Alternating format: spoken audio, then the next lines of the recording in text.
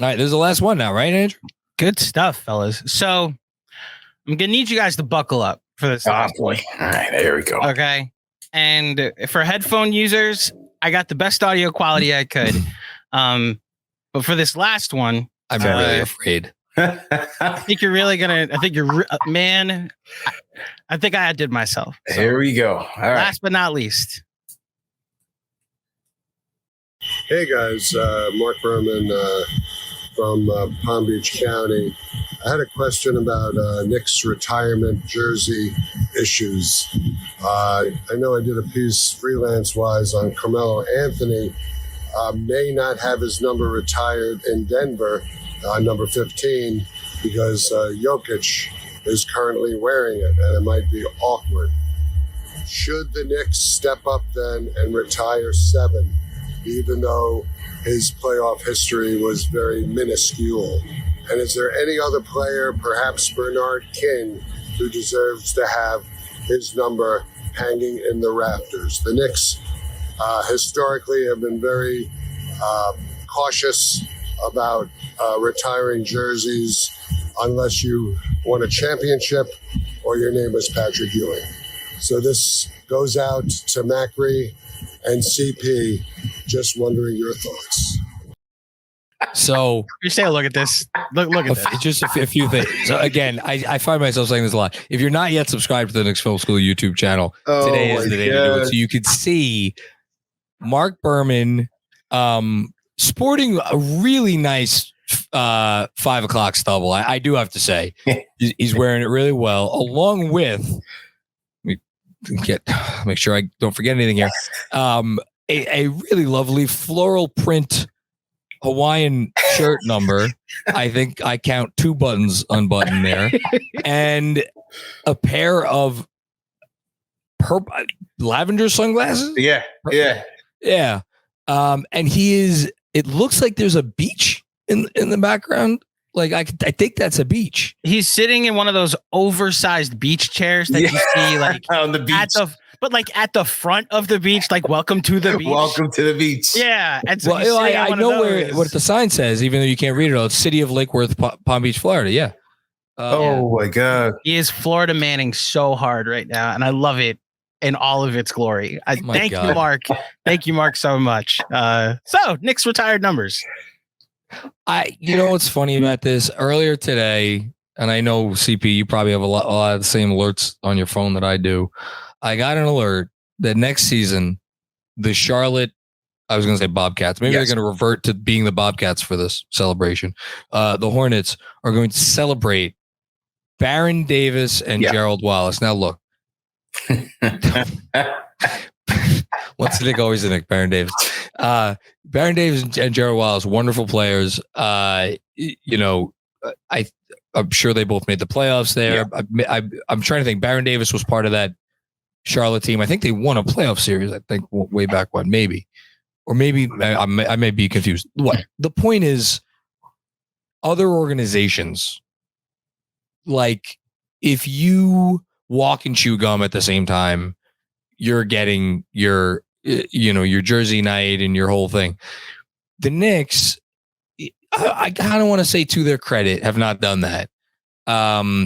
Because it's an easy way to sell tickets. It's an easy way to sell, other paraphernalia. I think Melo is an obvious yes. I'll just start there. And I don't know if you know this about me. I'm not a huge Melo guy. Yeah. I think he's an obvious yes. I don't know, man. Well, first of all, shout out to Berman, man. Nobody does retire. Shout out to Marc better than Berman, man. Even when he's retired, he throws grenades over the fence every once in a while, just stir up some controversy. So I always love that about him.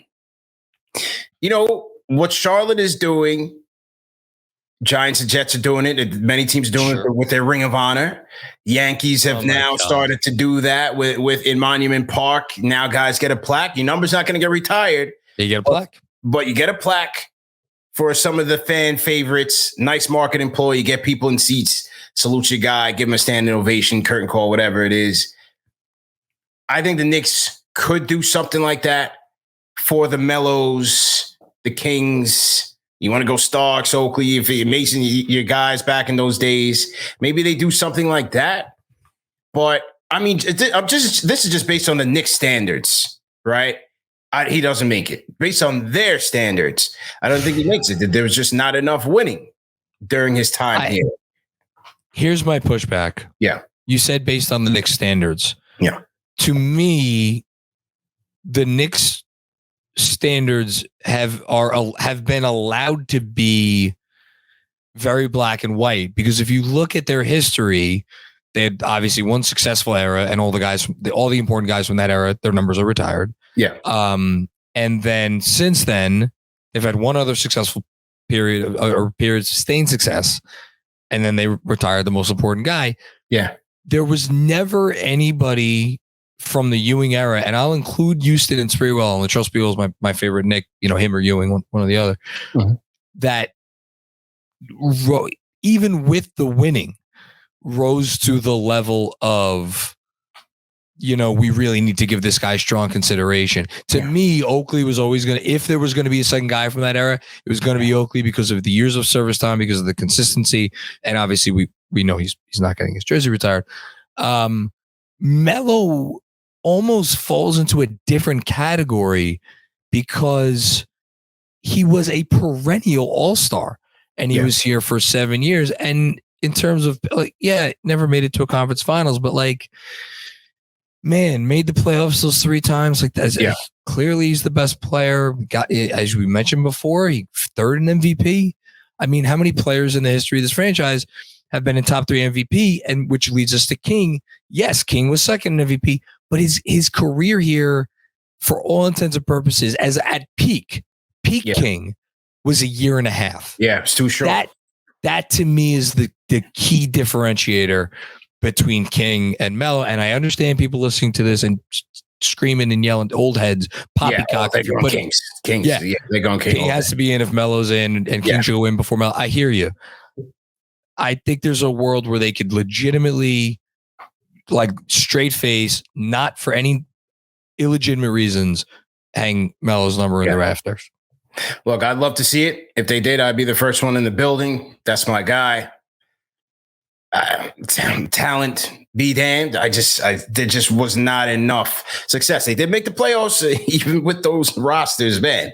Tony Douglas and Sean Williams and all these, and Sky Billy Walker and all these guys. But I just, again, by their standards, I don't see him getting in. I don't see him getting in. We'd love to see it. Maybe they do one of those Ring of Honor type of things. So CP, let me ask a question about the Knicks standards, because you're a Yankee fan. And there's a Yankee standard now the Yankees have won so many championships that they'd be like, if you won a championship, you're eligible. So that covers 500 people.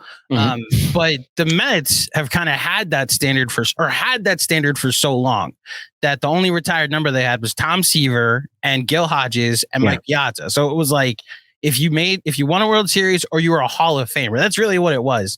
If you were a Hall of Famer, you got your number retired. And they had 2 numbers for 32 years of my life that were retired that were players. And in the last 3 years under this new owner, there's a new standard where it's if I watched you in the 80s, we're retiring your number. Keith Hernandez gets his number retired. That's really all Steve Cohen's doing is remember the 80s when I made my fortune? I loved watching the Mets. So Keith Hernandez, Doc and Darryl. I'm telling you, Ron Darling's next. Wally Backman's next. All of the 86 Mets are going to be on the left field corridor pretty soon. Jesse and Roger on the same day. That whole road, Bobby Ojeda, you name it. I have to jump in here though, because I can't believe I'm defending Melo to you. If they retire Melo's number, I don't think their standards need to go down one bit. No one else needs to have their jersey retired. It's why the question for CP is should the Knicks have this standard? A team that has Yankee standards or that type of strict standard of if you won a championship, if you're you have to have this to make it into Monument Park, or because the Knicks have the Mets history, should there be less of a restriction, and should they let in a Melo or a Bernard? Or if I see the point you're making, John, I know the counterpoint has always been though that guy made the second round once, so we're going to really raise his numbers. So CP, what are your thoughts? I think they should. I think they should. But as John said, if Melo does get in, doesn't mean I'm retiring Starks' number and Oakley and all these guys. No. I think Melo, as a basketball player, as the talent that he is, and the guy that put up numbers when he was with this team, and who's going to be a Hall of Famer, I think he should. Carmelo Anthony's a top 75 all-time player. He will be remembered as a Knick more than anything else. He should have his number retired. Bernard King should have been a top 75 all-time player. At the absolute worst, he's in the top 100 of all time. And I think he should be in the top 75. He will be remembered for his time as a Knick. If you want to put him in there too, I obviously have no issue with it. You don't need to go any further than that. It doesn't, that's what makes it different from the Yankees and frankly from the Mets. The Mets have a lot of guys that theoretically now could, I wouldn't have to start going through them, but the Knicks, you could stop at those two and you don't have to go a step further. So